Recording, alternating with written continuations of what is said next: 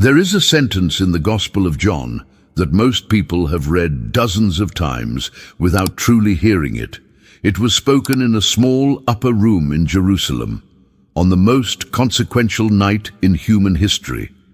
The disciples had finished their meal. The air was heavy with something none of them could name. Jesus had just washed their feet, had spoken of betrayal, had said things that confused and frightened them. And then Philip, one of the 12 who had walked with Jesus for 3 years, who had witnessed the feeding of 5,000, who had seen the blind receive sight and the dead return to life. Philip looked at his teacher and said something that revealed everything about the condition of the human mind. He said, "Lord, show us the Father, and that will be enough for us. Show us the Father." After 3 years, after everything, Philip still believed the Father was somewhere else, something to be shown, a presence that existed outside the room, outside Jesus, outside himself. And Jesus answered him not with frustration, not with a miracle, not with a theological argument. Jesus answered with a statement so simple and so devastating that 2,000 years later, most of humanity still has not absorbed what it means. He said, "Have I been with you so long, Philip, and you still do not know me? He who has seen me has seen the Father. Do you not believe that I am in the Father, and the Father is in me? I'm in the Father, and the Father is in me. Not I represent the Father, not I speak for the Father, not I am close to the Father. I am in the Father, and the Father is in me." Joel Goldsmith spent decades sitting with that sentence. He turned it over in the silence of his meditation.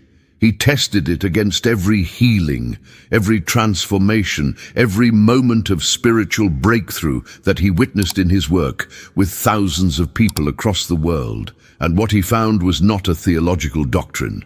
What he found was a living principle, a map of consciousness, a doorway that any human being could walk through. And when they walked through it, the reality on the other side was unlike anything they had been taught to expect from religion, from prayer, from spiritual seeking. Most people approach John 14:11 the way Philip approached Jesus that night. They stand in front of it and ask to be shown something. They treat it as a statement about Jesus that does not apply to them. They place it behind glass in a museum of sacred sayings and admire it from a distance. But Goldsmith saw something else entirely.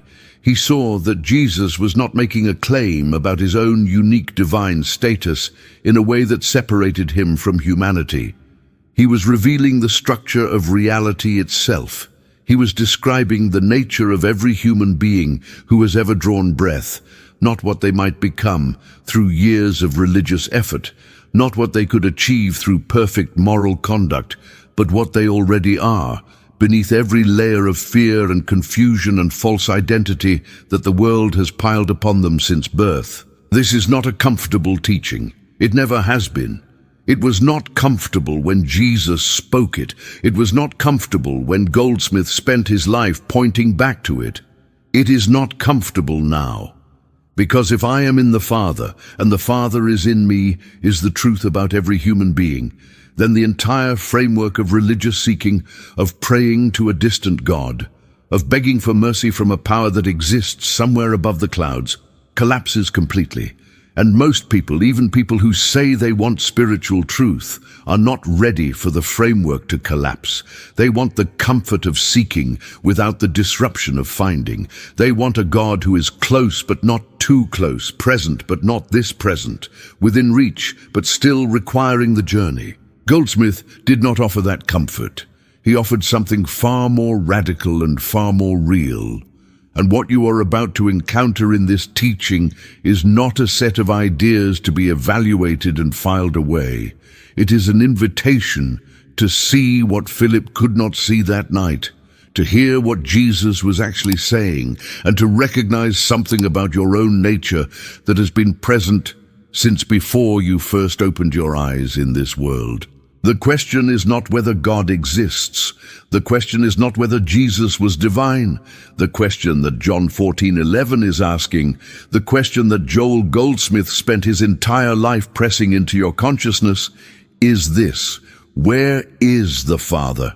Where is the Father right now in this moment as you read these words, as your lungs expand and contract without your permission, as the blood moves through your body carrying life to every cell? Where is the Father? Not where was the Father? Not where will the Father be when you have become more spiritual, more worthy, more consistent in your practice? Where is the Father right now? If your answer is anywhere other than here in you, as the very substance of your being, then you are standing exactly where Philip stood that night. You are looking at the truth and not seeing it. And everything that follows in this teaching exists to help you see what has been in front of you and inside you all along. There is a wound that runs through the center of human spiritual experience, and it is so old and so deep that most people have stopped noticing it. They carry it the way a person carries a familiar ache, something that has been present so long it no longer registers as pain, but simply as the texture of ordinary life. The wound is this: the belief that you are here and God is there. The conviction, felt more than thought, absorbed before language, built into the very grammar of most religious expression, that the divine is fundamentally other, fundamentally elsewhere, and that the entire project of spiritual life is to somehow cross the distance between where you are and where God is. Look at the language that most people use when they pray. They say, "Lord, come." They say, "God, please be with me." They say, "Father, show yourself." Every one of these prayers, however sincere, however desperate, however beautiful in its own way, is built on an assumption that the prayer itself reveals. The assumption is separation. The assumption is that God is not already here, not already with you, not already present in the only place you have ever existed, which is right here, right now, in the life that is animating you in this moment. Philip's question that night was not unusual. It was not a failure of faith unique to one disciple. It was the representative question of the human condition. It was what every person who has ever stood in a moment of genuine need and looked upward has felt, even when they could not put it into words. Show me, come to me, be with me, make yourself known. The very urgency of those prayers carries within it the assumption of absence. And Goldsmith understood that this assumption was not just a theological error. It was the root from which every form of human suffering grows. Think about what happens to a person who believes that God is elsewhere. They pray, and when circumstances do not change, they conclude that God has not heard them or has chosen not to respond. They interpret their suffering as evidence of divine abandonment or divine judgment. They live in a constant negotiation with a distant power, trying to be good enough, faithful enough, grateful enough, consistent enough to earn the presence they desperately need. They feel spiritually successful on the days when they feel close to God, and spiritually failed on the days when they feel distant. Their entire interior life becomes a weather system of proximity and distance, of feeling heard and feeling ignored, of moments of connection, followed by long stretches of silence. This is not a small problem. This is the architecture of suffering, and it is built entirely on a premise that Jesus was directly and explicitly challenging in John 14:11. The premise is not true. The separation is not real. The distance is not a fact about reality. It is a fact about perception, and perception can change. Goldsmith traced this root of separation into every area of human experience and found it everywhere. He found it in the way people related to money, believing that abundance was something that came from outside themselves, from employers, from markets, from luck, from God's occasional generosity. He found it in the way people related to health, believing that healing was something that came from outside, from doctors, from medicines, from miraculous interventions that descended from above when you had prayed sufficiently. He found it in the way people related to love, believing that they were incomplete in themselves and required another person to arrive from outside and make them whole. Every one of these patterns, financial anxiety, fear of illness, desperate seeking in relationships, is the same root error wearing different clothes. It is the belief that what you need is not already present in the only place you have ever been. It is the belief that the Father is not in you, that you are not in the Father, that John 14:11 is a beautiful statement about Jesus and has nothing practical to say to a human being sitting in the ordinary difficulty of an ordinary life. And here is what makes this particularly difficult to see. The belief in separation does not announce itself as a belief. It does not stand at the front door of your consciousness holding a sign that says, "I am the false premise that is causing all your suffering." It hides inside the most sincere spiritual language. It hides inside beautiful prayers. It hides inside genuine devotion.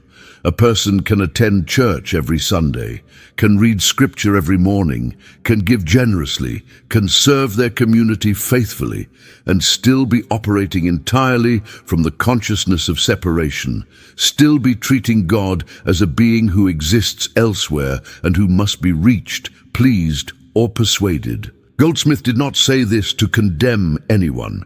He said it because he had lived it himself. Before his own awakening, he had been exactly that person. He had sought God through every available means, through religion, through philosophy, through healing work, through service.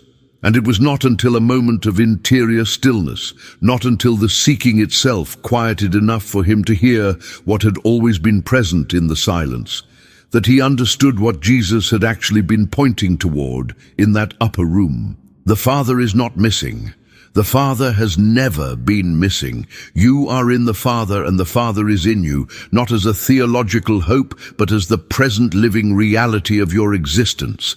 And the entire journey of spiritual life, properly understood, is not a journey towards something.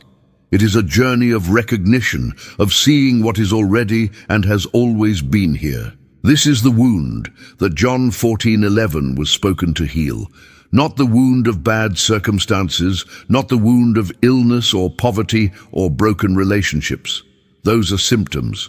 The wound is the belief in separation itself.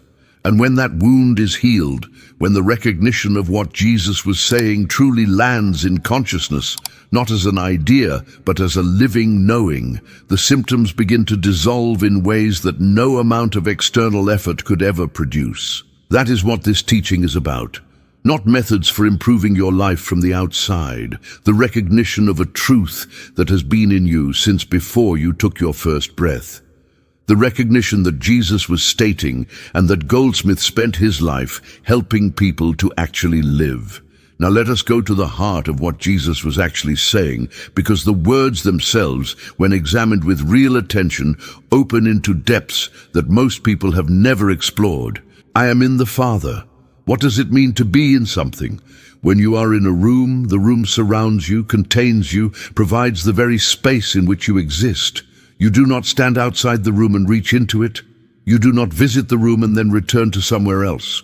You exist within it. The room is the context of your existence in that moment. When Jesus said, "I am in the Father," he was describing a relationship of total immersion, of complete dwelling, of existing within a reality that is larger than individual form, that contains and sustains every individual expression of life. This is not the language of a person who is close to God.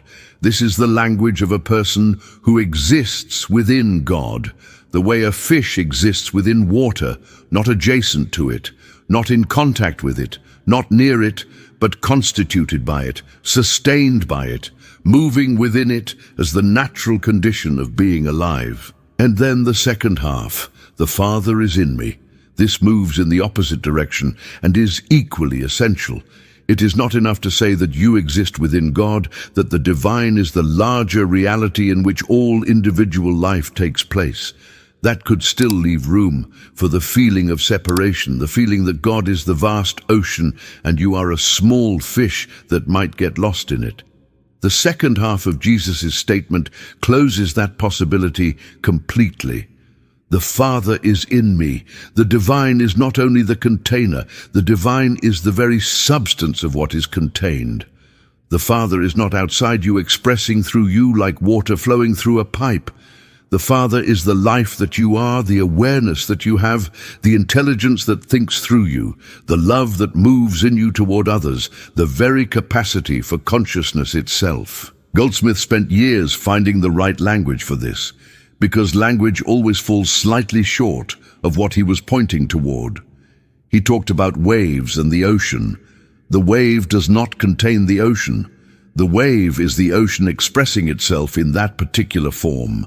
The wave has its own shape, its own movement, its own moment of rising and falling, but there is not one drop of water in the wave that is not ocean.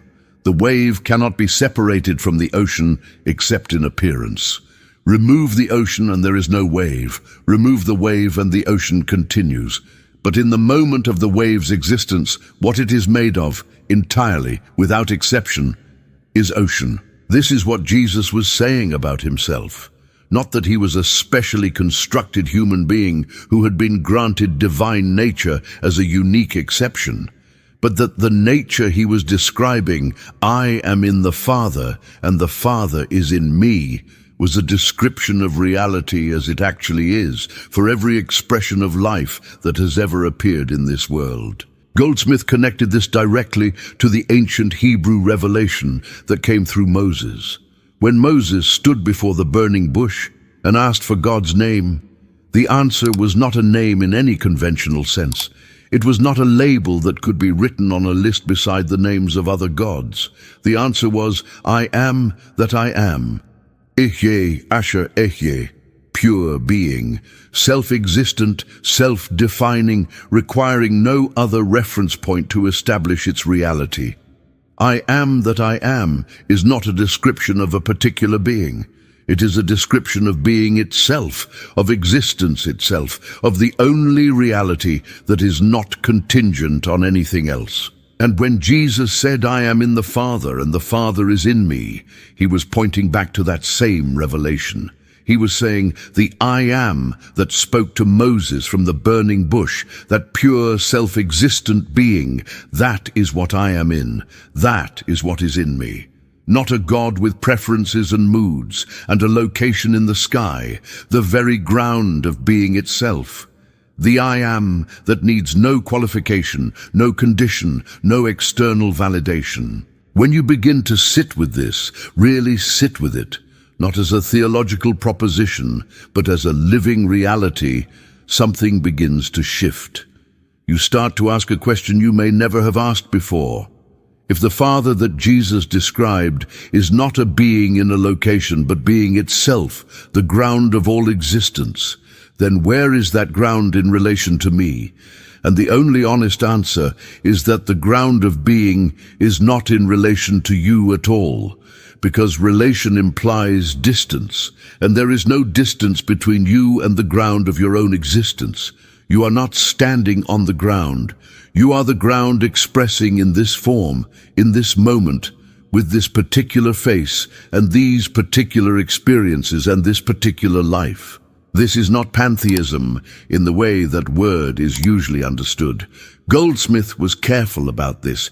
He was not saying that you are God in your personality, in your preferences, in your opinions, in your behavior on a difficult Tuesday afternoon.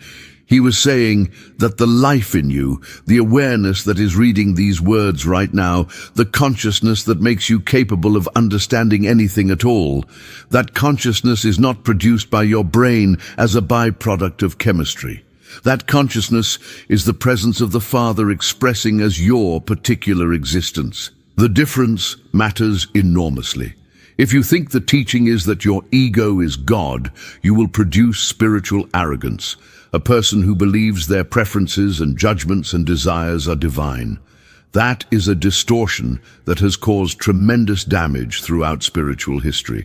But if you understand the teaching as Goldsmith understood it, that the I am beneath your personality, the awareness that exists before you attach any label to yourself, that pure presence is what Jesus was pointing toward, then something very different happens. The ego does not expand. It becomes transparent. You stop insisting on your own importance because you realize that the life in you is not yours in a possessive sense. It is the Father's life expressing through you. You stop trying to make things happen from personal will because you recognize that the intelligence available to you is not limited to what your personal mind can produce. The practical meaning of I am in the Father and the Father is in me is this: you are never alone, not as a comforting sentiment, as a literal fact. You cannot be separated from the source of your existence any more than a wave can be separated from the ocean while still being a wave. The question is only whether you know this, and knowing it, truly knowing it in the way that Jesus knew it, changes not what is true about you, but what you are able to access, what flows through you, what becomes possible in and through your life. This is why Goldsmith said that healing, transformation, abundance, peace, all of these are not things that God sends to you from a distance when you have prayed correctly. They are the natural expression of what you are when you stop blocking them with the false identity of separation. When you know yourself as in the Father and the Father as in you, the life that flows through that knowing is the same life that turned water into wine and called Lazarus from the tomb. Not because you are performing miracles, because you have stopped performing the illusion of separation, and reality is always whole, always perfect, always complete when the illusion falls away. Now let us look at 5 stories of what happens when this understanding moves from the page into a living person's consciousness. The first story comes from the night of John 14 itself. Philip. We tend to pass over Philip quickly in the Gospels. He appears briefly, asks his question, receives his answer, and disappears back into the background of the narrative. But if you sit with Philip's story carefully, you begin to see that he is not a minor character. He is the central human character in this passage because he represents every one of us in our most honest moments. Philip had been with Jesus for approximately 3 years. He had not been a distant follower or a casual admirer. He had left his livelihood, his home, everything familiar, to walk daily alongside this teacher. He had watched Jesus heal the blind man at the pool of Siloam. He had been present when Jesus raised Lazarus, standing close enough to see the look on Mary and Martha's faces when their dead brother walked out of the tomb, still wrapped in burial cloths. He had seen the paralyzed man stand and carry his mat. He had sat in the grass on the hillside and eaten bread and fish that should not have been enough, and yet somehow fed thousands of people. And after all of that, after 3 years of living evidence that something beyond ordinary human capacity was present in and through this man, Philip looked at Jesus the night before the crucifixion and said, "Show us the Father, show us." As if the Father had not been shown continuously for 3 years, as if every healing, every transformation, every impossible act of love had not been precisely that, the Father showing himself through the Son, the infinite expressing through the finite, the ground of being making itself visible through a human face. Goldsmith used Philip's question as the starting point for some of his deepest teaching, because he understood that Philip was not being obtuse or faithless. Philip was being human. He was doing exactly what every sincere seeker does. He was looking for something that he could point to from the outside and say, "There it is. That is the Father. That is the divine. I have found it. I can identify it. I can show it to others." He wanted a location. He wanted a form. He wanted something that his eyes could land on and his mind could hold. And Jesus' response was not to give him that. Jesus' response was to redirect Philip's gaze from the outside to the inside, from the spectacular to the immediate, from the distant to the present. He who has seen me has seen the Father. Not he who has studied me, not he who has followed me, not he who has analyzed my miracles and understood their mechanism. He who has seen me, in the deepest sense of that word, has seen the Father. Because what there is to see in me is not a man performing divine acts. What there is to see is the Father expressing as a man. The Father is not behind me or above me or working through me from a distance. The Father is in me, and I am in the Father. And there is no point of separation between those two realities. Goldsmith believed that Philip, in the days following the resurrection, finally understood this. That the same recognition Jesus had been pointing toward for 3 years finally landed in Philip's consciousness when the man he had been looking at was no longer physically present, when the human form that had been both revealing and obscuring the truth was gone, and in the silence and grief and confusion of that absence, Philip encountered the presence that Jesus had been talking about all along. Not a presence that went away when the body went away. The presence that is never anywhere other than here, in this moment, in this consciousness, in this life. This is the invitation Philip finally accepted. It is the same invitation that exists in John 14:11 for every person who reads it today. Stop looking for the Father out there. The Father is in you, and you are in the Father, not as a future possibility. Right now. The second story moves from the ancient world to the modern world, to a man named Jonathan, a software engineer in his late 40s who had spent the first 2 decades of his career building a professional identity that he mistook for a self. Jonathan had been raised in a religious household where God was spoken of primarily in terms of distance. God was holy, which meant God was separate from ordinary human life. God was approached through correct procedure, through attending the right services, saying the right prayers, maintaining the right moral conduct. Jonathan had accepted this framework without examining it, the way most people accept the framework they are raised in, and he had built a life that functioned reasonably well within it, right up until the moment it did not. The collapse came in the form of a corporate restructuring. 22 years of building expertise, of being the person in the room who knew what no one else knew, and it was ended in a 45-minute meeting with an HR representative who spoke in the careful language of people who have been trained to deliver bad news without legal liability. Jonathan walked out of that building holding a severance package and felt, for the first time in decades, completely without ground. He prayed. Of course he prayed. He had been praying his whole life, or doing what he believed prayer was, which was addressing God from a distance and asking for assistance. He prayed for a new position. He prayed for doors to open. He prayed with increasing desperation as weeks turned into months and the doors remained closed.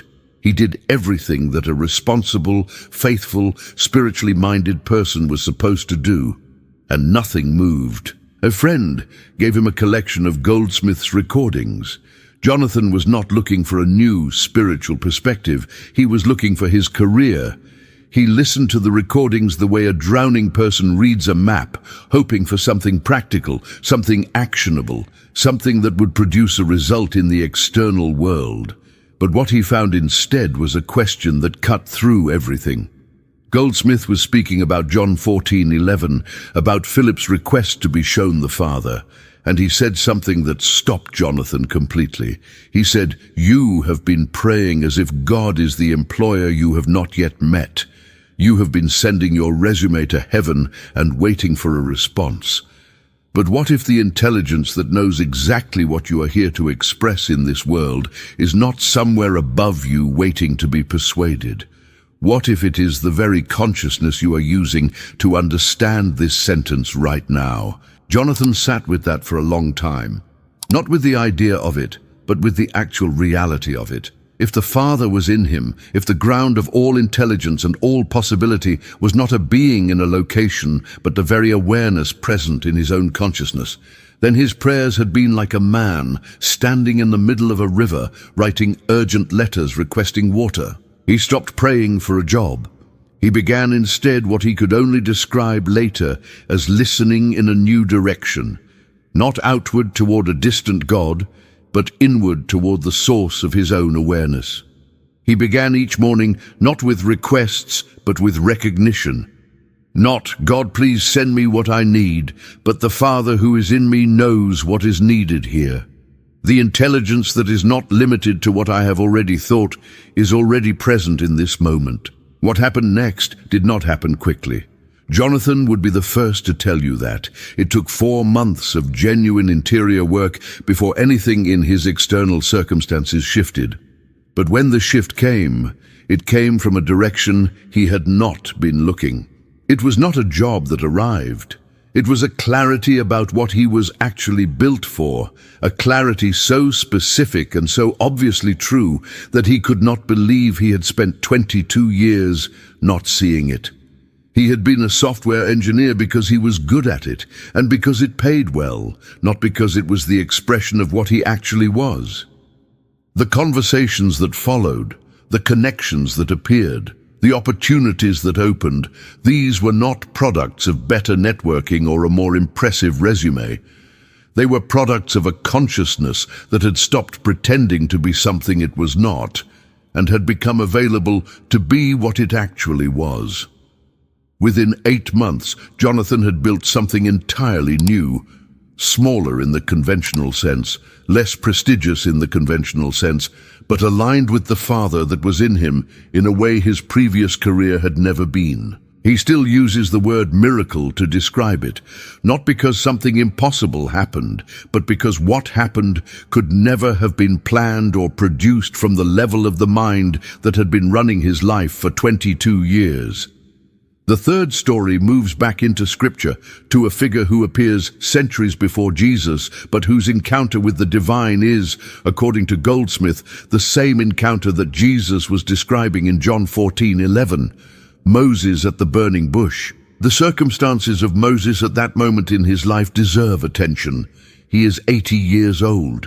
He has been in the desert for 40 years, having fled Egypt after killing an Egyptian soldier he saw beating a Hebrew slave. The man who had been raised in Pharaoh's palace, educated in the finest schools of the ancient world, groomed for power, has spent 4 decades as a shepherd in Midian. Whatever grandiose sense of destiny he may once have carried, it has been worn down by 40 years of ordinary, anonymous, purposeless-seeming life. He is tending his father-in-law's flock on a mountain that has no particular significance, and then he sees a bush that burns but does not burn up. He turns aside to look. That turning aside is significant. It is the first movement of consciousness in the story, the willingness to notice something that does not fit the expected pattern of how things work. And when he turns aside, when he gives his attention to the unusual thing in front of him, the voice speaks. The voice says, "I am the God of your father, the God of Abraham, the God of Isaac, the God of Jacob." It establishes continuity. It says, this is not a new God. This is the same presence that has been present through the entire story of your people. And then it speaks of suffering and deliverance and commission. And Moses, in the way of all humans confronted with an enormous calling, immediately begins to find reasons why he is the wrong person for the job. But the moment that Goldsmith returns to again and again is the moment when Moses asks for God's name. He says, "If I go to the Israelites and tell them the God of their ancestors has sent me, they will ask me what your name is. What shall I tell them?" And God says, "I am that I am. Tell them I am has sent you." Goldsmith's insight about this exchange is profound and directly connected to John 14:11. He says that God's answer to Moses was not a name in the way Moses was expecting a name. It was not a label that could be stored alongside other labels. It was a description of the only kind of being that does not depend on anything else for its existence. I am that I am means. I am self-existent. I do not require a prior cause. I do not require external validation. I simply am. And my being is the ground from which all other being arises. And when Jesus, 14 centuries later, said, "I am in the Father and the Father is in me," he was pointing to exactly that same reality. The Father is not a being with a name and a location. The Father is the I am. the self-existent ground of being, in which all individual existence is immersed and from which all individual existence is constituted. When Moses stood before the burning bush, he was standing in the presence that he had always been in. The bush was burning to get his attention, to stop him long enough in the middle of ordinary life to recognize what had always been true. And Goldsmith said that this is precisely what John 14:11 is doing in Scripture. It is the burning bush in the middle of the Gospel of John. It is the moment that was designed to stop you, to make you turn aside from your ordinary understanding, and to ask the question that Moses asked: what is the name of this presence? What is the nature of this Father that Jesus says he is in and that is in him? And to let the answer land, not just in your theology, but in the center of your own awareness. I am, the same I am that spoke to Moses, the same I am that Jesus identified as his own nature and the Father's nature simultaneously, the same I am that is present right now as the awareness in which you are encountering these words. This is not metaphor. This is the teaching. The Father that Jesus is in, and that is in Jesus, is the same presence that is the ground of your own consciousness in this moment. And you are in it, and it is in you, whether you know it or not. The difference between Jesus and Philip that night was not that Jesus had something Philip lacked. The difference was that Jesus knew what he was, and Philip did not yet know what he was. The burning bush was not a special event reserved for one man in one desert in one century. Every moment of genuine recognition, every moment when the seeing goes below the surface of appearances and touches the reality beneath, is a burning bush. John 14:11, read with open eyes, is a burning bush. The question is whether you will turn aside to look. And from that contact, however brief, however partial, something begins to move in the situation that could not move before.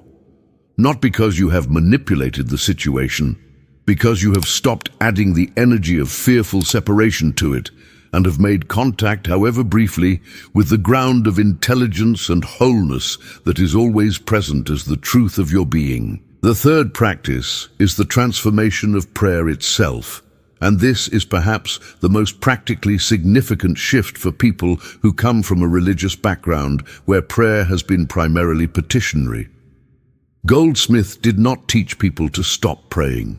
He taught them to change the orientation of their prayer from asking to acknowledging. From "Father, please give me what I need," to "Father, I recognize that you are in me and I am in you." And from that recognition, whatever is needed is already present. This is not a subtle difference. It is a total reversal of direction. Petitionary prayer faces outward toward a God who is elsewhere and must be reached. Goldsmith's understanding of prayer faces inward toward a recognition of what is already present. One begins with assumed absence, the other begins with recognized presence. One increases the sense of separation by its very form.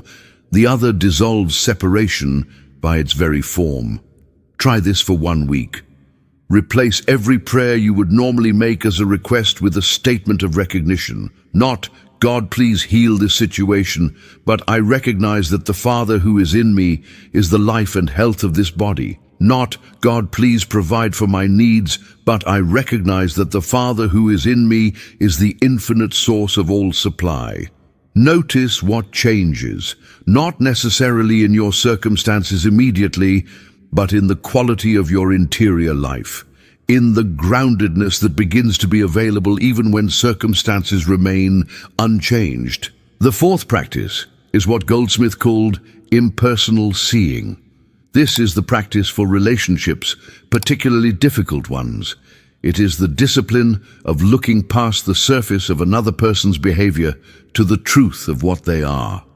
When someone wrongs you, when someone disappoints you, when someone seems to be an obstacle to your well-being, the habitual response is to see them entirely as the wrong they are doing, to reduce them to their behavior in this moment, and to relate to them from that reduction.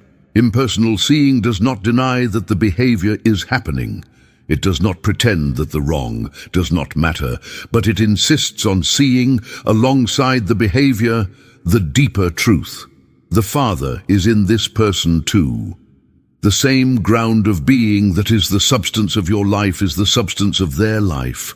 They may be completely unaware of this, just as you are often completely unaware of it in the middle of your own worst moments. But the truth of their being is not their worst moment. The truth of their being is the Father who is in them, even when their behavior is the furthest thing from divine. Practice this consciously with the most difficult person in your life, not as a spiritual performance, as a recognition of what is actually true about them beneath all appearance.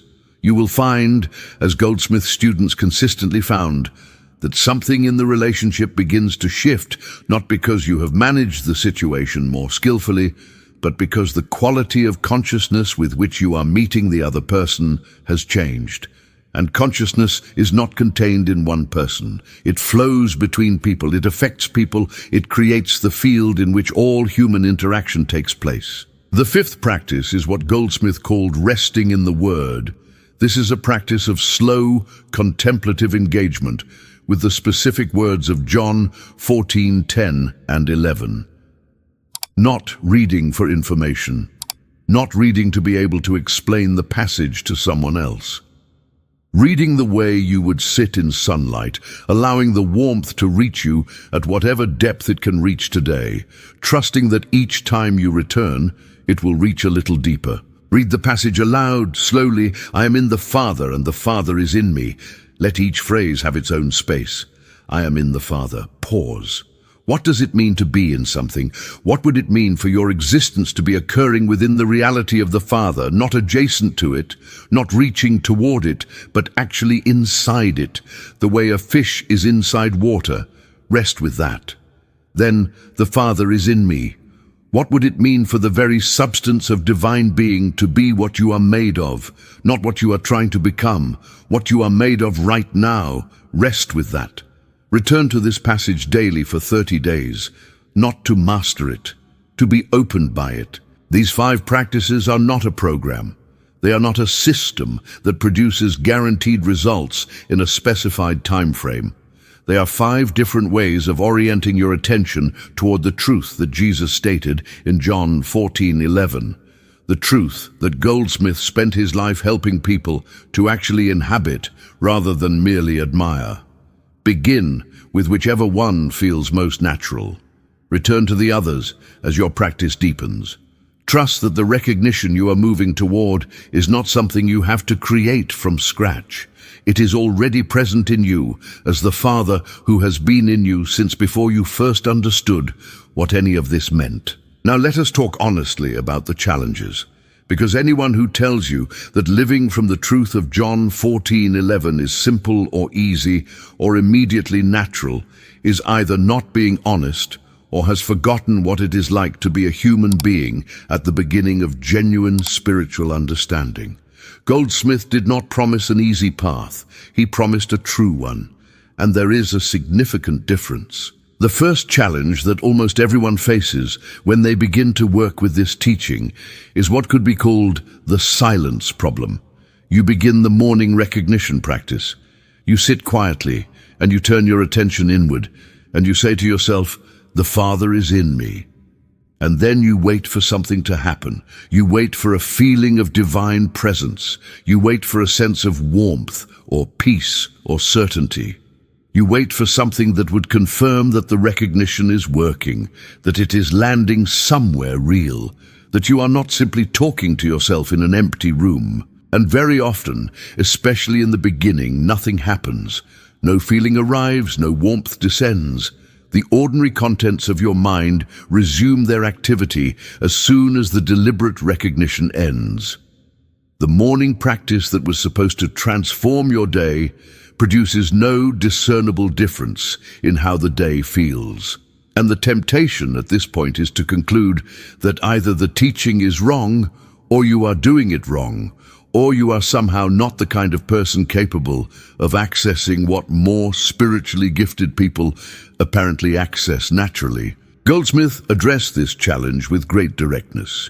He said that the expectation of feeling is itself one of the most significant obstacles to genuine recognition, because it makes the recognition dependent on a particular kind of interior experience, and genuine recognition of the Father's presence is not an experience in the emotional sense. It is a knowing that exists beneath experience, more stable than any feeling, more constant than any emotional state. He used the analogy of the ground beneath your feet.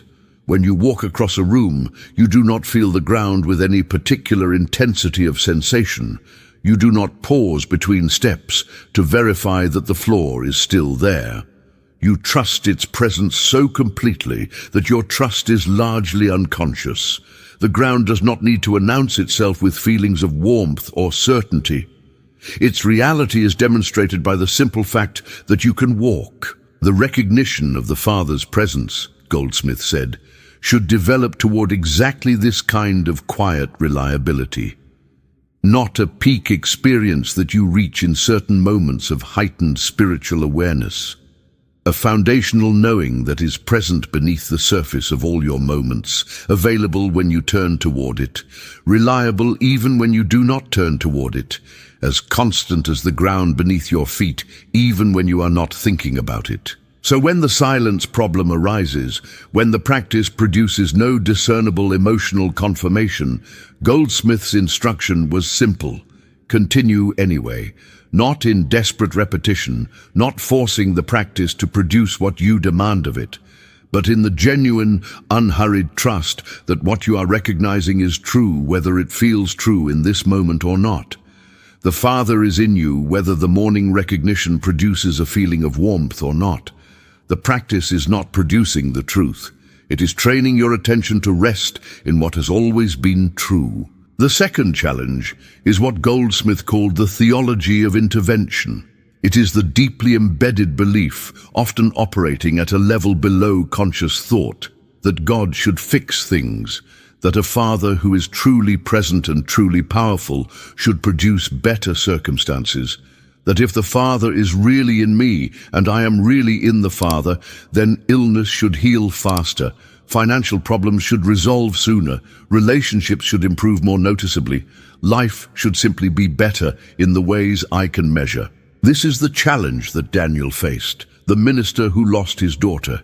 It is the challenge that faces every person who brings this teaching to the most devastating circumstances of their lives and finds that the circumstances do not change in response to their recognition.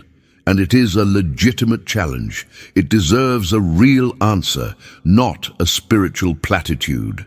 Goldsmith's answer, drawn directly from his understanding of John 14:11, was this: the Father who is in you is not a being who intervenes in the physical dimension of reality from outside it. The Father is not separate from the situation, looking at it from a distance and deciding whether to act. The Father is the very ground of the situation. The Father is present in the illness and in the health. The Father is present in the financial difficulty and in the abundance. Not indifferently, not without caring, but present as the very substance of reality itself, which means that what you are asking for when you pray for intervention is already present as the deeper reality beneath the surface appearance that is causing you pain. This does not mean that circumstances never change when you practice this understanding. They often do. Goldsmith documented hundreds of cases of physical healing, financial transformation, and relationship restoration in the course of his work. But the change comes not from God intervening from outside the situation, but from a shift in the consciousness of the person in the situation. And that shift in consciousness allows the wholeness that was always present as the deeper reality to become visible in the physical dimension. The difficulty is that this is not always what happens in the time frame you would choose. Sometimes the wholeness that was always present beneath the surface only becomes fully visible in a dimension of reality that lies beyond the physical. Goldsmith was honest about this. He did not pretend that everyone who practiced this understanding was healed of every illness or rescued from every difficulty. He said that the Father who is in you is the source of a wholeness that is more encompassing than physical health or material abundance. And the recognition of that wholeness, the genuine recognition, does something in consciousness that physical healing sometimes follows, and that physical healing sometimes does not follow. But that is more real than physical healing because it does not depend on the body's cooperation. This is not an easy truth. It does not answer the prayer of a father sitting beside his daughter's hospital bed in the way that father wants it answered. But it is an honest truth. And Goldsmith believed that genuine spiritual understanding had to be honest before it could be genuinely helpful. The third challenge is one that appears specifically when this teaching begins to work, when your consciousness genuinely begins to shift, when the morning recognition practice begins to produce a quality of groundedness that you can feel in the texture of your ordinary day. And the challenge is this: the people around you will often find your changing consciousness confusing and occasionally threatening. When you stop bringing your anxieties about money into every conversation, people who have been used to bonding with you over shared financial worry will feel you withdrawing.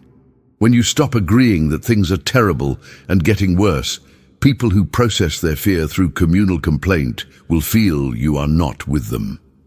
When you stop treating every health symptom as a potential catastrophe deserving immediate discussion, people who have bonded with you through mutual medical anxiety will feel unseen. A woman in one of Goldsmith's student groups described this as the loneliness of waking up in a room full of sleeping people. You can see that they are sleeping. You do not want to disturb them, but you also cannot pretend to be asleep anymore.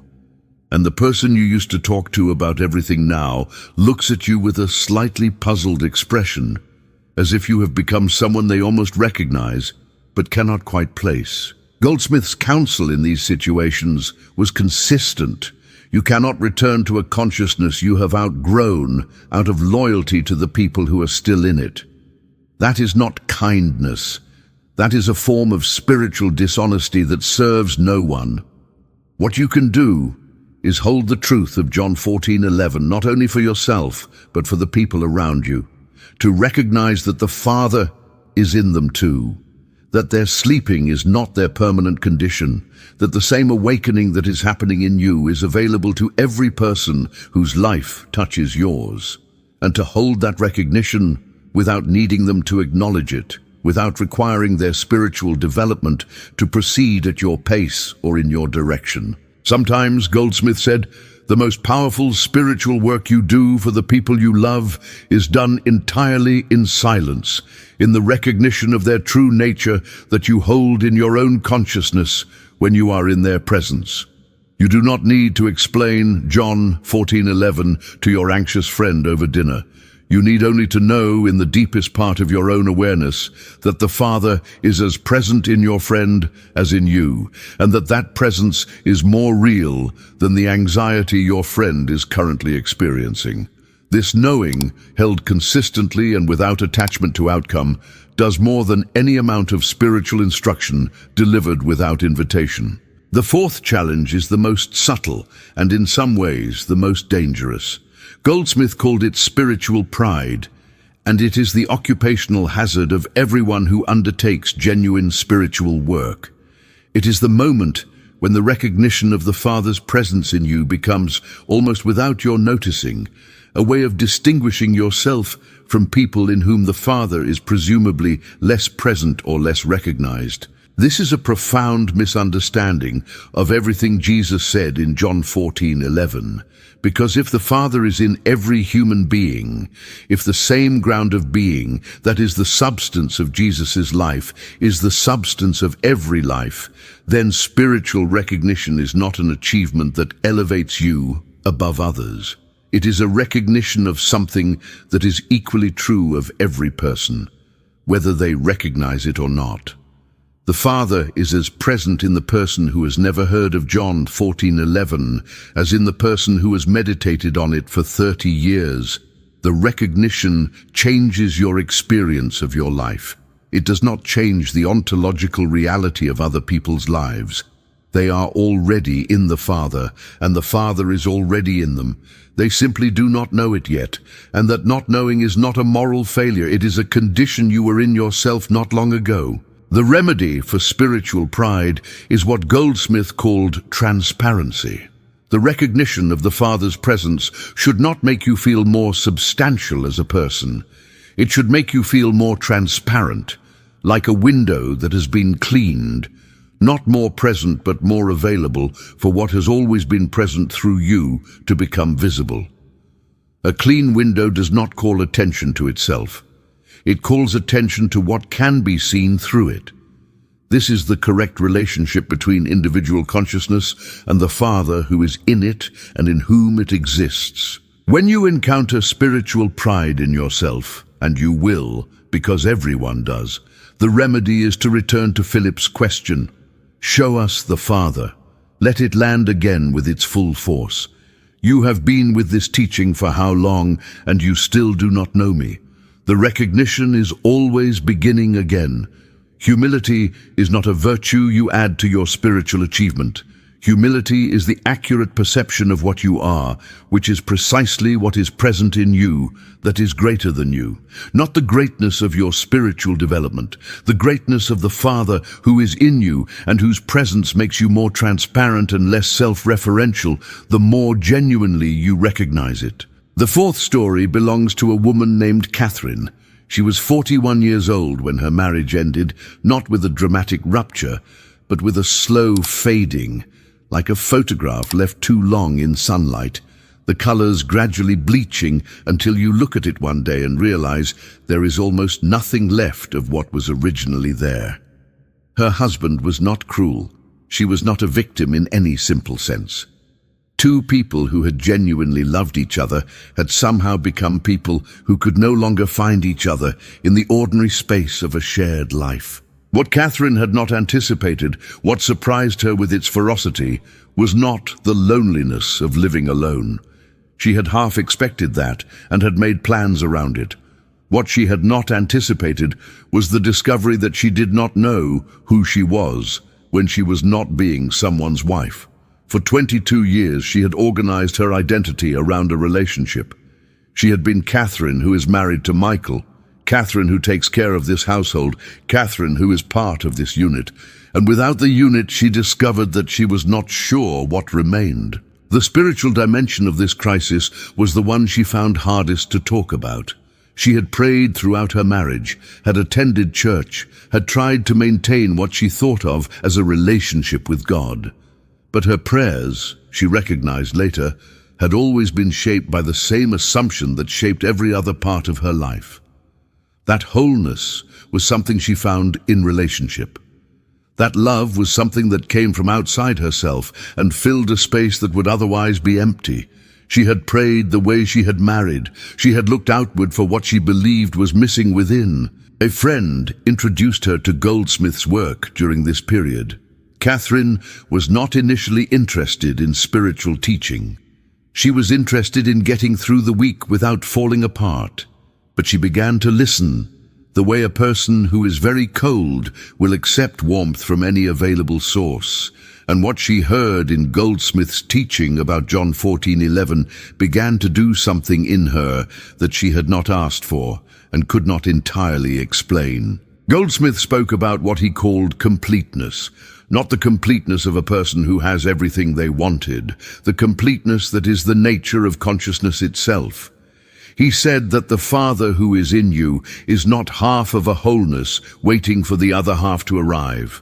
The Father is complete, whole, lacking nothing, and if the Father is in you, your completeness is not something you acquire through relationship. It is something you recognize as already present within the nature of what you are. Catherine pushed back against this, as most honest people do. She said to herself, and later to others, this is the kind of thing people say when they are trying to make the best of a bad situation. This is spiritual consolation, not spiritual truth. You cannot tell me that a human being alone in a house is complete. You cannot tell me that the desire for love and companionship is just a misunderstanding of one's already complete nature. Goldsmith anticipated exactly this objection. He was not saying that human love and relationship are illusions to be discarded by the spiritually advanced. He was saying something more subtle and more powerful. He was saying that the quality of your relationships is determined entirely by the consciousness from which you enter them. If you enter a relationship from the consciousness of lack, seeking in another person the completion that you believe you do not have yourself, you will always be in a covert negotiation. You will always be measuring whether you are receiving as much as you are giving. You will always be slightly afraid that the source of your wholeness will leave, because it has already left, in a sense.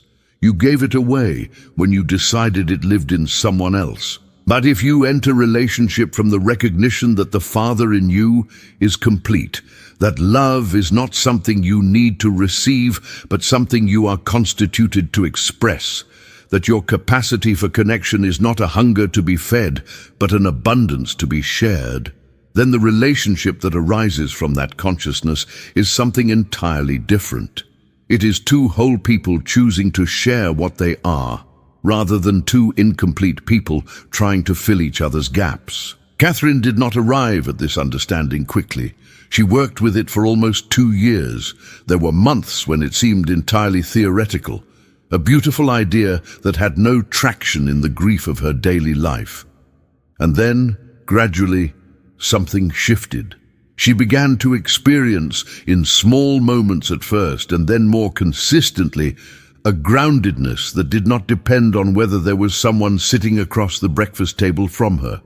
A sense that the presence she had always sought in relationship was actually present in the quiet of her own interior life. She did eventually meet someone. She's the first to say that this is not the point of the story. The point of the story is what she discovered before she met him. The point is that she stopped praying for love to arrive and started recognizing love as the nature of the Father already in her. And the relationship that grew from that ground of recognition has a different quality than anything she experienced before. Not perfect, not free of difficulty, but rooted in something that does not depend on the other person being in a particular mood on a particular day, because the root is not in the other person.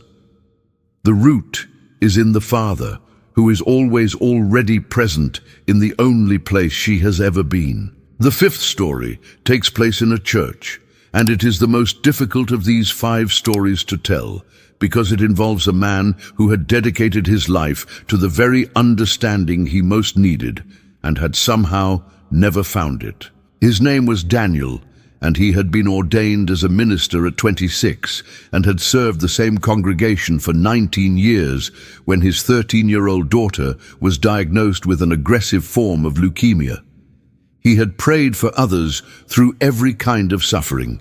He had sat at bedsides. He had spoken at funerals. He had counseled people through grief that he had tried his best to meet with genuine compassion and genuine faith.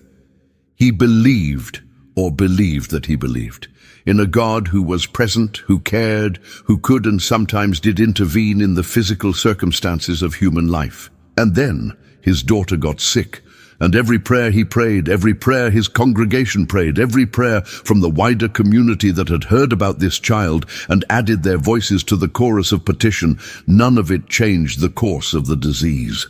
His daughter died 15 months after her diagnosis. She was 14 years old. What happened to Daniel's faith in the years that followed was not a simple crisis of doubt. It was more like a complete structural collapse. Not the collapse of someone who never really believed, but the collapse of someone who had built everything on a foundation that turned out not to be what he thought it was. The God he had preached about for 19 years, the God who answered prayer, who intervened in human affairs in response to sufficient faith and sufficient asking, that God had been either absent or unwilling during the 15 months when Daniel had needed him most. He could not preach that God anymore. He tried, For almost a year after his daughter's death, he tried to stand in the pulpit and speak the words that had once come naturally, and he could not. They had the taste of dishonesty, and he could not produce dishonesty in that place, not when people were trusting him with their deepest needs and their deepest fears. A colleague gave him Goldsmith's The Infinite Way, the first of Goldsmith's books, and said nothing about it except that he thought Daniel might find it worth reading.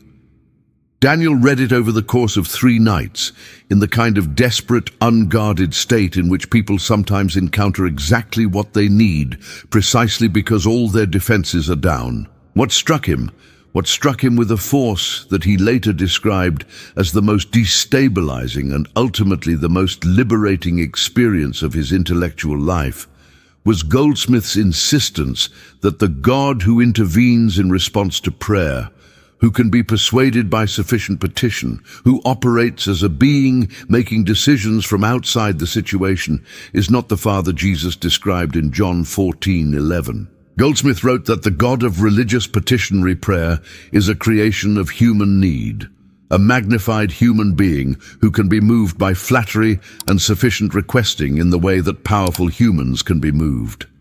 This is not the Father who is in me and in whom I am.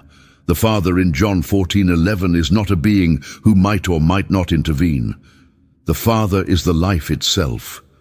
The Father is what is present in the situation, in every situation, as the very ground of being, whether the circumstance is joyful or devastating, whether the prayer is answered in the way it was asked or not. This did not immediately comfort Daniel. How could it? But it opened a different question than the one he had been trapped inside. He had been asking, "Why did God not save my daughter?" A question that has no answer, that does not eventually destroy you. Goldsmith pointed him toward a different question. What was present with my daughter in those 15 months? What was present with her in the moment of her dying? Not what stayed away. What was there? Daniel spent years with that question. He will tell you he is still spending years with it. But something shifted in the asking. He began to recognize that the presence he had witnessed in his daughter during those 15 months, her peace in the face of pain, her surprising capacity for tenderness toward him when he was falling apart, the love that seemed to deepen in her even as her body failed, this was not a supernatural addition to the situation. This was the Father who was in her, the same Father who is in all of us, expressing through the particular form of her life in its most difficult and most luminous passage. Daniel preaches now from a different understanding than the one he began with. He does not preach a God who saves you from suffering if you pray correctly. He preaches the God of John 14:11, the Father who is in every person in the room, who is not elsewhere waiting to be invited in, who is the very ground of the consciousness that is listening to him speak. He told a colleague recently that he believes his theology needed his daughter's death to become true. He does not know whether that is a grace or a tragedy. Perhaps, he said, it is both. These 5 stories are not presented as evidence that I am in the Father and the Father is in me, will produce the outcome you want in the time frame you prefer. They are presented as evidence of what becomes possible in consciousness when the recognition Jesus was pointing toward in John 14:11 begins to be real rather than merely believed. The outcomes are different in each story. Some are what you would call miracles. Some are what you would call transformation. Some are what you would call a new way of living with what cannot be changed. But in every case, the turning point was the same. The moment when a person stopped looking for God out there and began to recognize God in here, in the only place where the Father has ever been, in the very ground of their own being, in the I am, that is the substance of their existence. If these 5 stories are awakening something in you, if you are beginning to sense that the distance between you and the Father is not a fact, but a misperception, a gap not in reality, but in consciousness, then take a moment before we go further. This teaching is not theoretical information, it is an invitation to a living recognition. Like this video to help others who are carrying the same question Philip carried that night find their way to the answer Jesus gave. Subscribe so that we can continue this exploration together each week, and tell us in the comments which of these 5 stories touched something in your own experience, because your story is part of this teaching too. Now let us talk about what it actually means to practice what Jesus revealed in John 14:11. Because understanding this truth and living from it are 2 different things, and the distance between them is covered not by more information, but by specific, consistent, embodied practice. Goldsmith was not a theoretical teacher. He was, above all, a practitioner. He had been a healer before he became a teacher, and he knew from years of working with people in genuine crisis that the most beautiful spiritual understanding produces nothing unless it moves from the head into the interior of a person's lived experience. The first thing he did with every new student was to dismantle their assumption about what spiritual practice was. Most people, when they hear the phrase spiritual practice, think of things they add to their day: a morning prayer, a period of meditation, a reading from a sacred text. These are activities performed for a certain period of time and then set aside while ordinary life resumes. Goldsmith said that this approach, however sincere, maintained the very separation it was trying to overcome. Because if the Father is truly in you, if the ground of divine being is truly the substance of your existence, then there is no period of your day when you are not in the middle of the practice. There is no ordinary life that is separate from the spiritual life. Every moment is the point of contact between the infinite and the finite. Every breath is the Father expressing as this particular life. The practice is not something you add to existence. It is a way of being present to what existence actually is. With that foundation in place, Goldsmith offered specific practices for beginning to live from the truth of John 14:11. And these practices are not exercises in religious performance. They are techniques for consciousness shift. The first practice he called recognition, and it is the most fundamental of all. Every morning, before the mind begins its habitual inventory of tasks and worries and plans, before you reach for your phone or check the news or begin the day's performance, you pause. You become still, and in that stillness you do not pray in the conventional sense. You do not ask for anything. You recognize. You bring your attention to the fact of consciousness itself, to the sheer fact that you are aware, that something in you knows it is alive, and you recognize that this knowing, this awareness, is not something you produced. It arrived with you. It has been present as long as you have been present. It is, in Goldsmith's understanding, the Father being present as your individual life. The recognition does not require elaborate words. You might say inwardly, simply, "The Father is in me right now," not as a wish, not as an affirmation trying to create what is not yet true, as a recognition of what has always been true. The Father is in me. I am in the Father. This is what is.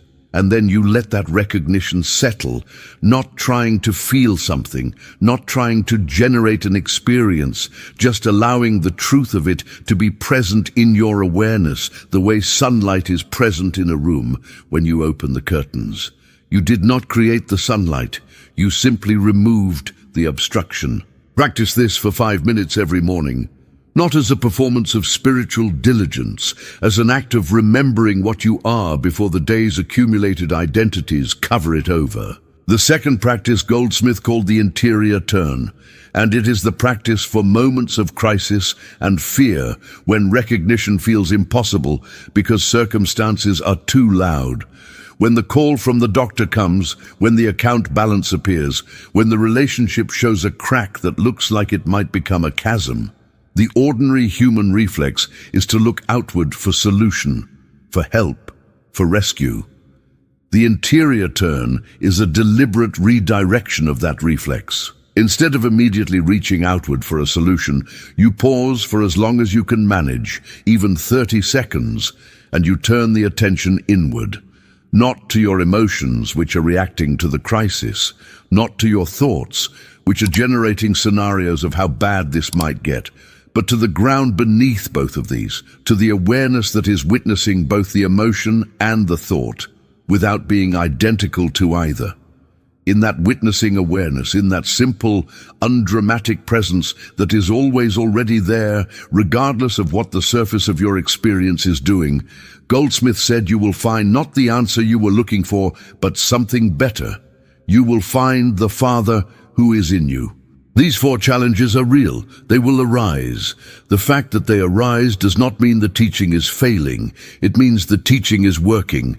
Genuine spiritual growth is not the absence of challenge. It is the presence of a consciousness that can meet challenge from a ground that the challenge cannot reach.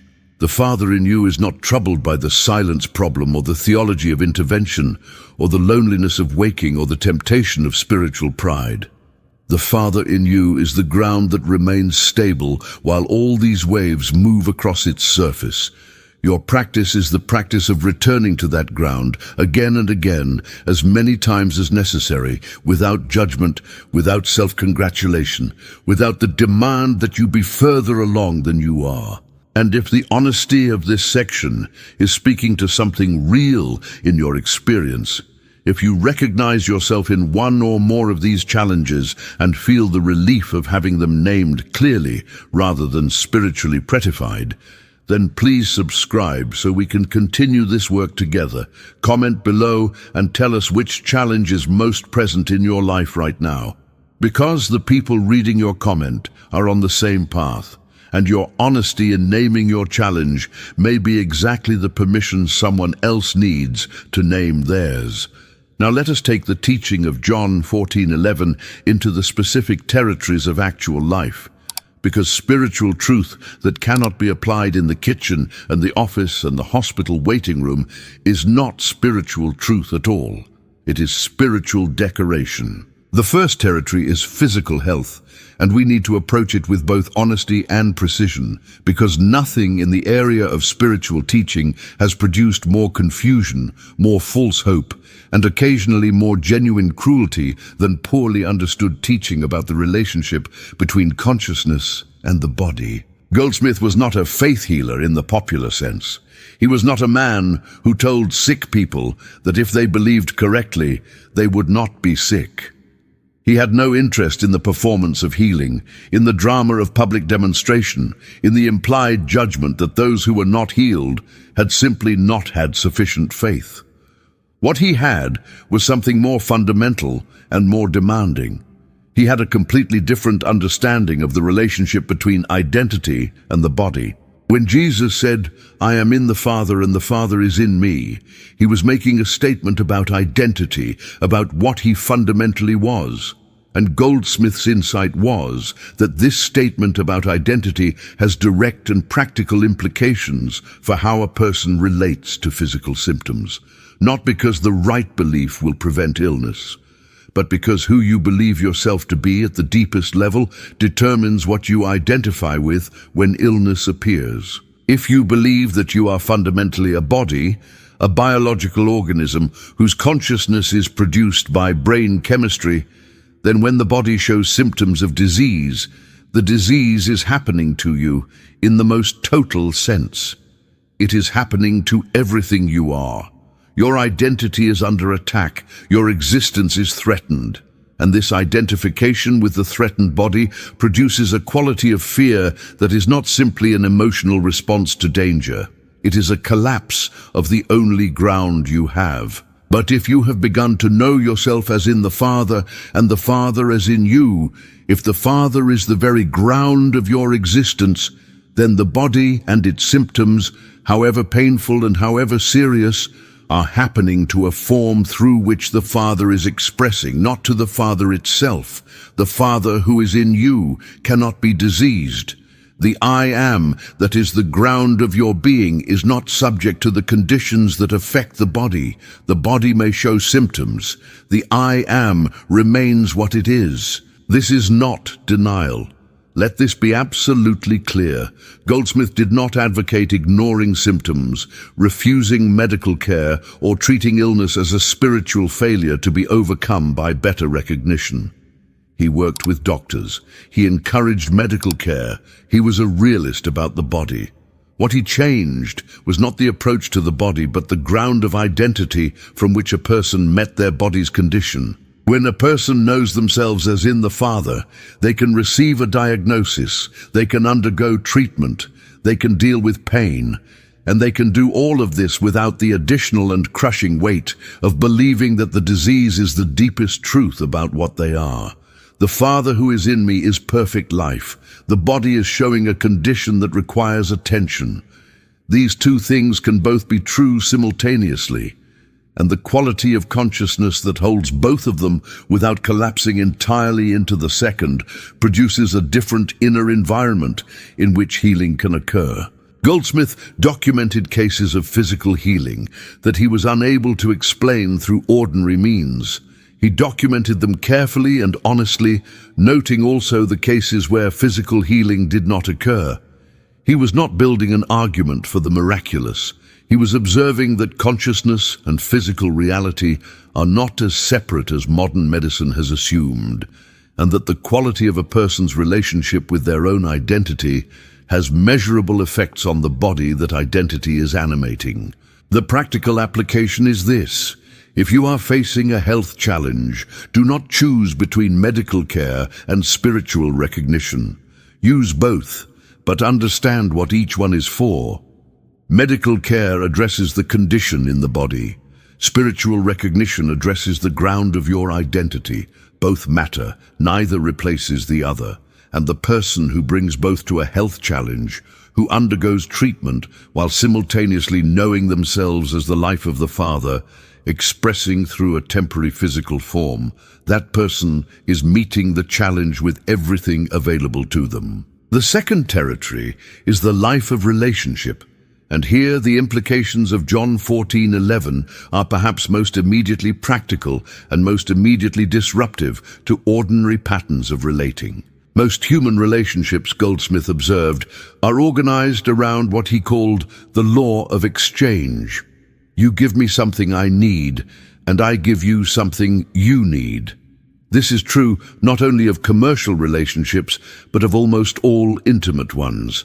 People come together in friendship and in love, carrying their needs and their incompleteness, and the health of the relationship is measured by whether each person's needs are being sufficiently met by what the other is providing. This is not cynicism.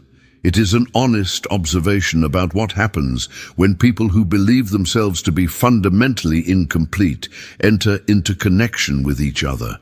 The relationship begins with genuine love and genuine delight in the other person, but beneath that is an inventory of needs, a set of expectations about what this relationship will provide, a covert contract whose terms are often not examined because examining them would require acknowledging how much of what feels like love is actually a sophisticated form of need. The teaching of I am in the Father and the Father is in me disrupts this completely at the level of identity. Because if the Father who is in you is the source of all love, all peace, all wisdom, all supply, all that you actually need, then you do not bring need into your relationships. You bring fullness. You bring the overflow of a life that is rooted in an inexhaustible source. And what you are giving to another person is not the product of a negotiation between two incomplete people. It is the expression of what the Father in you is by nature. This is the difference between loving someone because they complete you and loving someone because love is what you are when you are most yourself. The first creates a dependency that always carries the anxiety of potential loss. If this person leaves or changes or fails to provide what they have been providing, the completeness they were supplying disappears with them, and you are left with the original emptiness that you were trying to fill. The second creates a freedom in relationship that is almost unrecognizable to people who have only known the first kind, a freedom that can stay fully present with another person without needing the other person to be anything other than what they are, because your well-being does not depend on their performance. Goldsmith was not naive about this. He did not say that recognizing the Father in you eliminates the desire for human love and companionship. He said something much more interesting. He said that the desire for love and companionship is a right and natural expression of the Father's nature, because the Father is love, and love by its nature seeks expression and connection. The question is not whether you desire love, but whether you desire it from the ground of fullness or from the ground of emptiness. Because relationships entered from the ground of fullness look entirely different from relationships entered from the ground of need, even when the surface behaviors appear similar. The third territory is work, and what Goldsmith called divine expression. This is an area where the teaching of John 14:11 challenges some of the most deeply embedded assumptions of contemporary life, assumptions about why we work, what work is for, and what it means to be doing the work you are meant to do. Most people experience work as something they do to produce the resources they need to live the life they actually want. Work is the means. Living is the end. The ideal is to minimize the first and maximize the second.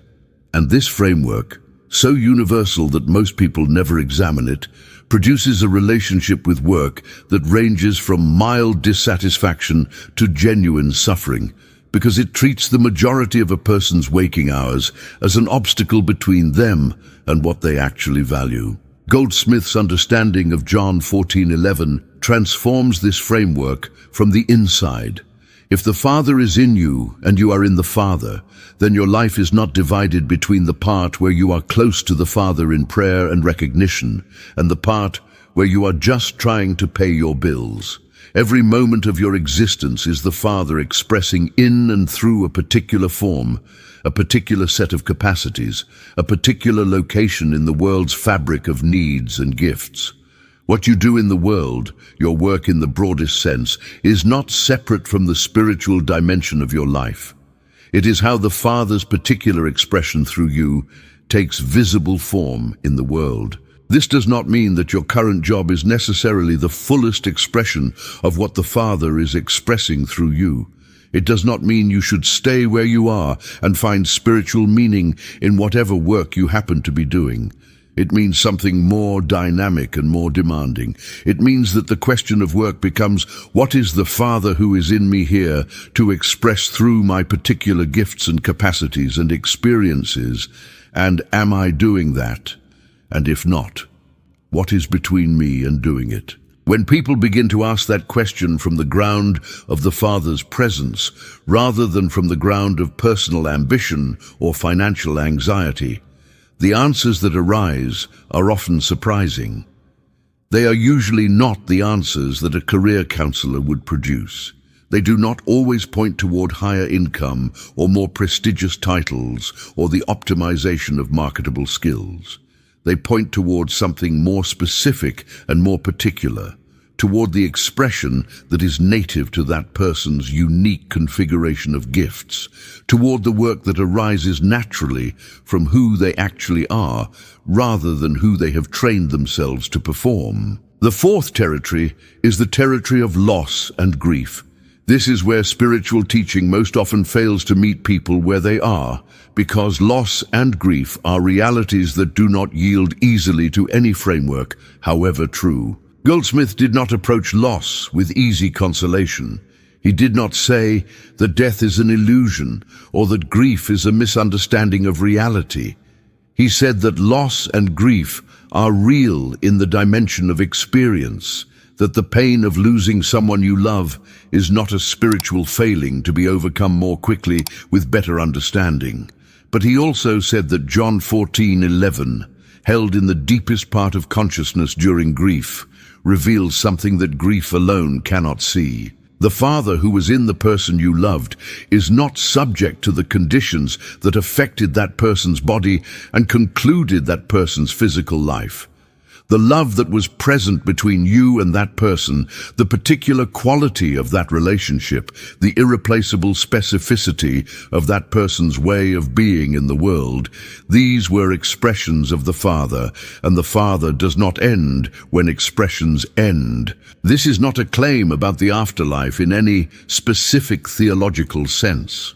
Goldsmith was careful not to speculate about dimensions of existence he had no direct knowledge of. But he did observe, consistently, across thousands of encounters with people in grief, that the recognition of the Father's presence does something in the experience of loss that nothing else does. It does not remove the grief. It places the grief in a context that does not shatter when the grief is at its most intense. A context that holds both the loss and the love, both the absence and the presence, both the reality that someone has gone and the reality that what was most true about them is not subject to going. He told a woman whose husband had died that the love she had known in her marriage was not her husband's invention. It was the Father's nature expressing through him toward her. And the Father who was in her husband is the same Father who is in her. The love did not end. The form through which it was expressing ended. And that distinction, however subtle it may sound in a sentence, is the difference between grief that eventually finds ground and grief that has nowhere to land. This is what John 14:11 offers to people in the most broken places of their lives. Not a solution, not an explanation, not a reason for why this happened, but a ground that does not break even when everything else breaks, a presence that is not contingent on circumstances, a Father who is in you even in the moment when the most important presence in your external world has been removed. Now we arrive at the place in this teaching where the practice and the understanding come together, where all the individual elements that have been building through these pages converge into a single recognition. Goldsmith called this living from the inside out. Most people live from the outside in. They look at circumstances, at relationships, at the state of their body, at the condition of their finances, at the reactions of people around them, and from all of that external information, they form their interior experience. Circumstances are good, interior life is good. Circumstances are bad, interior life is bad. The inside follows the outside. The person is defined by what is happening around them. Living from the inside out means reversing this entirely. It means beginning from the recognition of the Father who is in you and allowing that recognition to be the ground from which you meet every circumstance, rather than allowing every circumstance to determine the ground on which you stand. This is not positive thinking. Positive thinking still operates from the outside in. It simply tries to evaluate the outside more favorably in order to produce a better interior state. What Goldsmith was pointing toward is more radical and more real than any adjustment of evaluation. He was pointing toward a consciousness so established in the recognition of the Father's presence that the exterior circumstances, whatever they are, do not have the power to remove that ground. Jesus demonstrated this, and this is the context in which John 14:11 was spoken. He spoke it the night before his death. He knew what was coming. He was not in a moment of spiritual ease, surrounded by comfort and success. He was in a moment of maximum external pressure, of betrayal already in motion, of arrest and trial and execution already determined. And in that moment, from that ground, he said, "I am in the Father, and the Father is in me, not when circumstances permit, not when I have had sufficient time to meditate and restore my spiritual equilibrium. Right here, right now, in this." This is the invitation of the teaching, not to recognize the Father's presence in the easy moments when life is going well and the practice feels natural and the recognition comes without effort, but to know so deeply that it does not require effort, that the Father who is in you is present in the hard moments with exactly the same unchanging completeness as in the easy ones. Goldsmith described what happens to a person who has arrived at this understanding and lives from it consistently. Not that their life becomes free of difficulty, not that circumstances arrange themselves for their comfort, but that something in them has become steady in a way that nothing external can unsteady.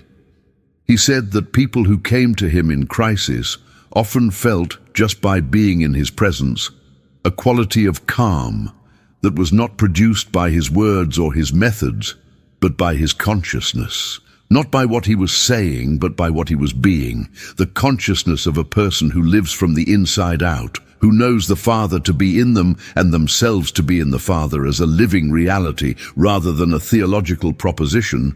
That consciousness has an effect on the people around it that cannot be reduced to technique or method or the skilled delivery of spiritual information.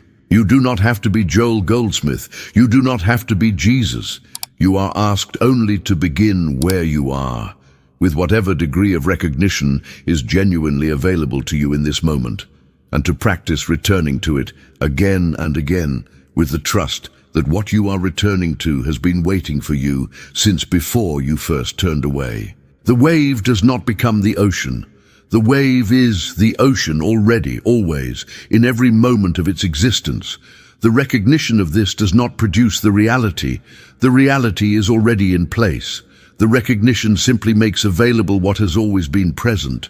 The Father in you is not waiting for you to become sufficiently spiritual to access what the Father is. The Father in you is the very ground of your being. The access is already there. What practice produces is not greater access to a God who has been holding something back. What practice produces is the removal of the layers of false identity, of accumulated fear and misunderstanding and habit that have been obscuring a reality that was never absent for a single moment. This is what Jesus meant. Not that he had something you do not have. Not that his relationship with the Father was a divine exception that you can admire from a distance but never participate in. He was describing the nature of reality as it actually is for every human being who has ever lived. He was saying, this is what is true about you. This is what Philip does not yet know about himself. This is what I am trying on this last night before everything changes to get into your consciousness before the shock of what is coming closes you to it. I am in the Father and the Father is in me. You too are in the Father. The Father too is in you. There is nowhere you have ever been that was outside the Father. There is nothing in you that is not constituted by the Father's presence. The only question has always been whether you know this, and the only thing that changes when you know it is everything. Not because knowing it gives you power over circumstances, because knowing it reveals that the circumstances were never the point. The ground that contains the circumstances, the Father in whom you and all circumstances exist, that ground is the point. That ground is the healing. That ground is the supply.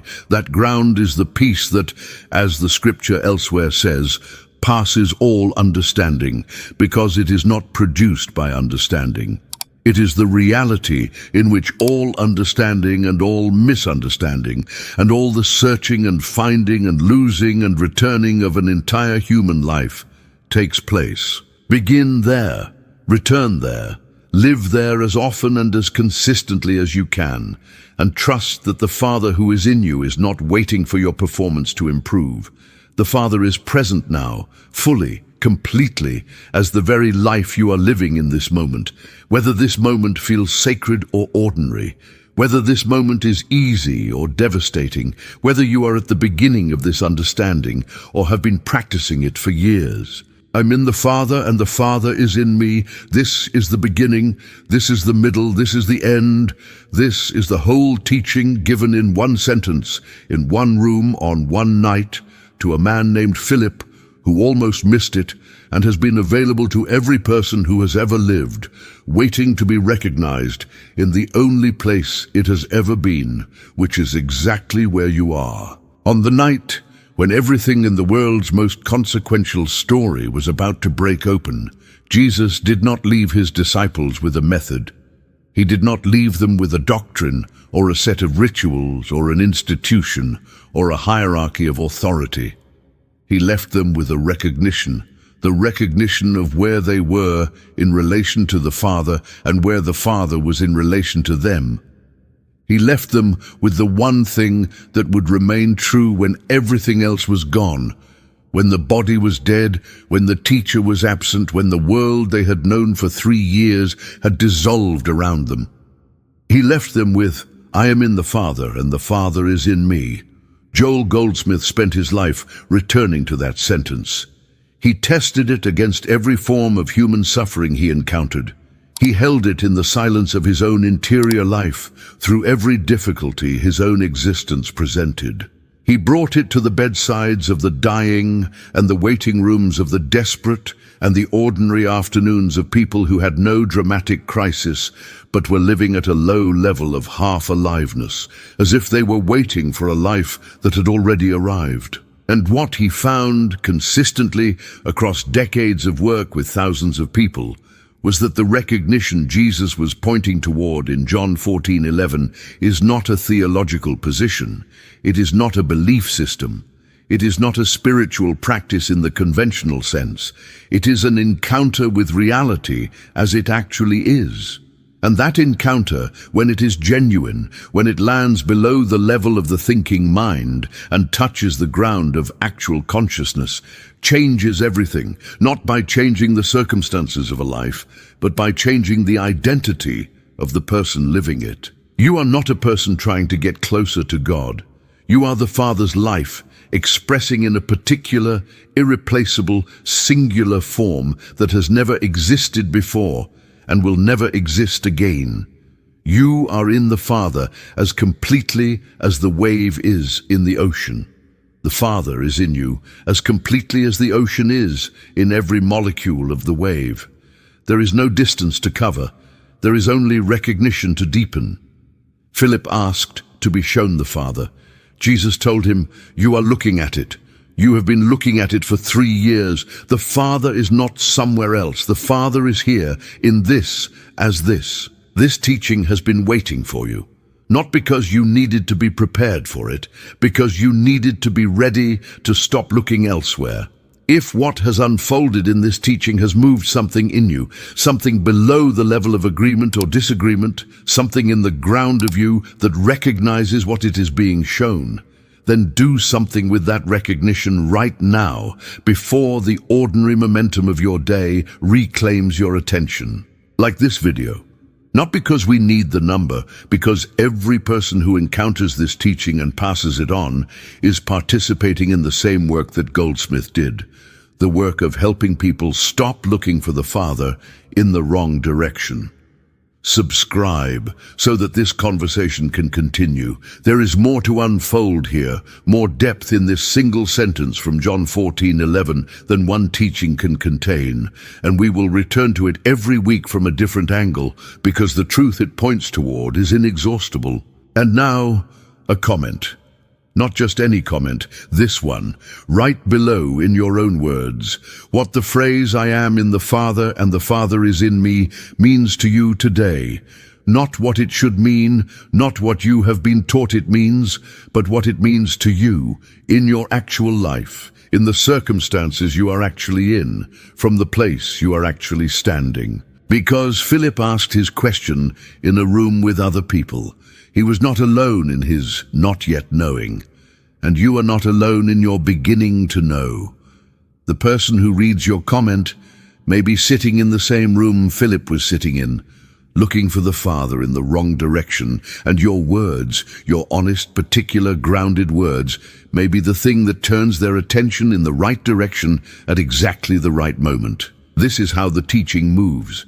Not from the top down, not from the enlightened to the unenlightened, but from one honest person to another, from one recognition shared in one ordinary moment to another person sitting with the same question in another ordinary moment. You are not at the end of something, you are at the beginning. The Father who is in you has been waiting for this recognition, not to give you something you did not have, but to help you see what has been true about you since before you first opened your eyes in this world. I am in the Father is in me, you, right now, here, this is it.